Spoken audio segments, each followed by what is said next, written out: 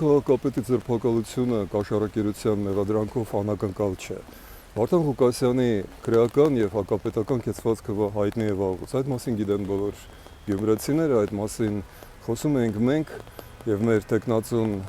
քաղաքապետարանի ընտրություններում Գյումրիում։ Այդ մասին վկայում է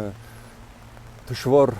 Գյումրվա կենտրոնում խոյացող շքեղ Ալեքսանդրապոլ հյուրանոցը, որը պատկանում է Վարդան Ղուկասյանին։ Սակայն Հայաստանի եւ Գյումրվա գլխավոր խնդիրը ոչ թե Վարդան Ղուկասյանը կամ Սամվել Կարապետյանը կամ Կտրիչ Ներսեսյանը, այլ այն ուժը, որը կանգնած է նրանց բոլորի թիկունքում, դա Ռուսաստանն է։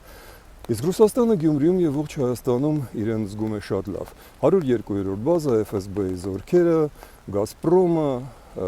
էլեկտրականության բաշխումը, բազմաթիվ այլ մենաշնորհները, բանկերը, հանքերը, երկաթուղին,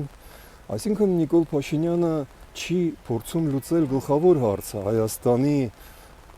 գաղութային կախվածություն Ռուսաստանից, ավելին նա դրան ավելացնում է նաև մեր կախվածությունը Թուրքիայից եւ Ադրբեջանից,